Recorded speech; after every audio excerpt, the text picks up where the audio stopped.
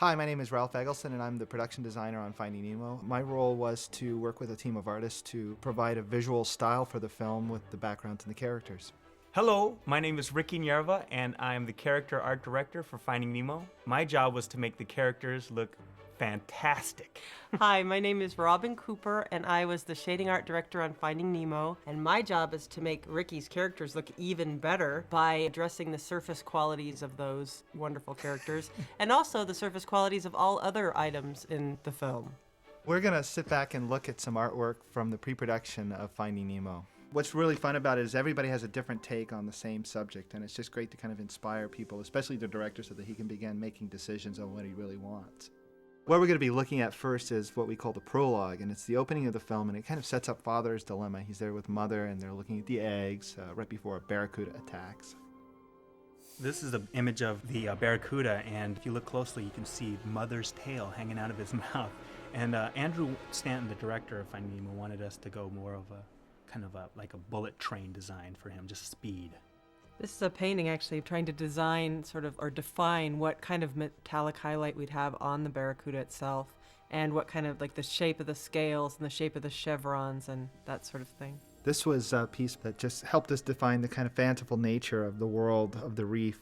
And the coral reef is so beautiful, but there's so much there. We had to find a way of organizing it and simplifying it and paring it down and choosing.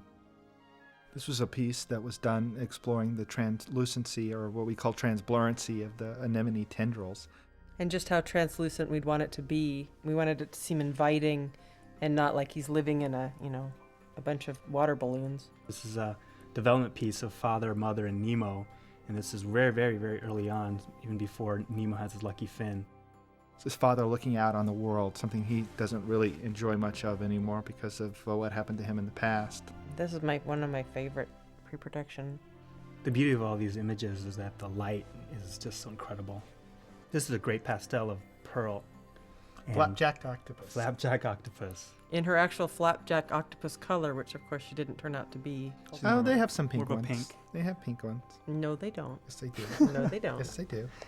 Ours does. Here's a great picture of early Dory capturing her nuttiness in this piece. Her wacky nature. Wackiness. This one piece, Andrew knew that this was our character, Dory.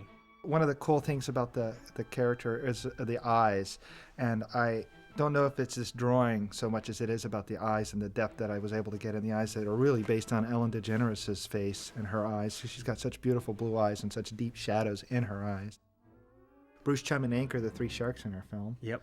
And Andrew and Ralph really wanted to go for a scary, scary look. He just kept giving us the direction of just go scary as possible. This scene was always in the movie, although they were playing volleyball with the mines originally. This drawing kind of set the tone for this entire scene, the entire sequence in the film, in terms of the set. And this is a painting for what a mine might look like, and also for a suggestion of what the moss hanging from the mine might look like. Oh, there's so many details about this piece. It's incredible. You can even see the welding. This is a painting exploring the wall of the abyss wall, which is what the submarine is hanging out over. This is part of the anglerfish sequence, where anglerfish are these fish that have these little lures over their head that kind of lure fish to them. There's so many different types of anglerfishes out there too. They run the gamut of having smaller eyes to larger eyes, and the artist would do different iterations of that to try to find our character for the film. And also there's a lot of machinery on this thing, like, the glowing light and the lure and the runway lights and the teeth. Pearlescent eyes and the teeth that have to be see-through, and there's a lot going on that character. Now we get into the tank. This is the first scene that was put into production in the tank, and it was called Initiation. It's where the other characters that have been in the tank already are kind of bringing Nemo into their gang. The dramatic coloring, the orange color of the volcano really did kick back some of the colors on the characters. Works for this scene, but we did have to keep reminding ourselves that you will see them in regular lighting. They're not always going to look like this. We can't change them so that they look good just in that scene. This helped us establish the Vegas-style lighting that we wanted in the tank. And color.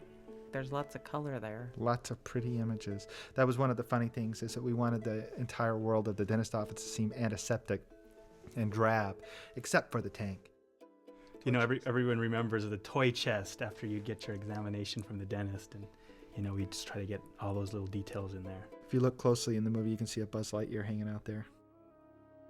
This is Gil. The essence of the character was story-driven and character-driven. When we knew the voice was Willem Dafoe, it really helped us nail it. One of the hardest things about Gil was trying to make that long dorsal fin look really beautiful. The drawing exploring a character named Peach.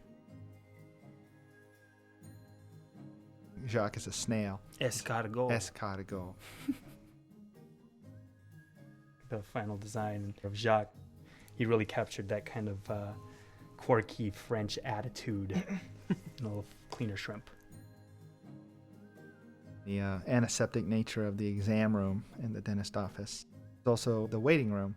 In both cases, we wanted to keep the waiting room warm and friendly, and then the exam room very antiseptic, just like a dentist office might be. What we call the trench. A little squishy.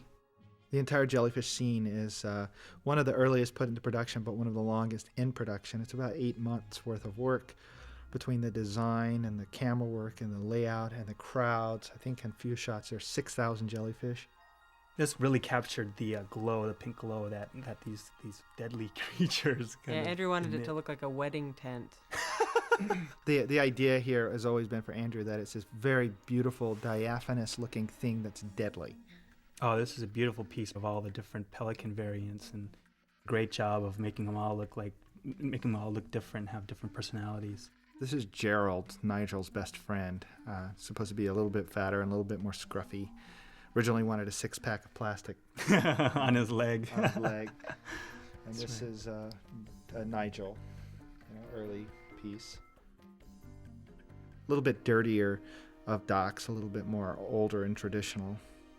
We ended up going with something else slightly more modern. There was an entire scene in the movie where Nemo was going down the toilet and through the sewage treatment plant as the water was being cleaned and then dispersed into the ocean. This scene got cut very, very far back. These are some sequence pastels showing the lighting and color for the water at the outflow pipe. This crab is being fed to the seagulls by Dory. The fishing net, and very WPA style. What we tried to do with the lighting and the color here is tone everything really far down because we like the black and white effect. Although we didn't want to go completely black and white, we're striving to achieve a feeling of black and white without entirely going black and white. We were able to make the world be very high contrast and dark, with darks and lights without a lot of color, so that Father Nemo and Dory really pop out from this crowd of fish and all of the activity going on here. So this is just a selection of artwork from a lot more that was done. It kind of provided the director with a vision of the style of the film. This was really just a starting place, and the film grew from here. So if you'd like to see more of the artwork, That was done for Nemo. You can go to the galleries and poke around on your own. Mm-hmm. Well, thank you guys for all your help. thanks, Ralph. Oh, and I've loved working with you guys on this film, and I just wanted to say thank you very much. So here's that $20 then. Okay. All right. I'm going to my trailer.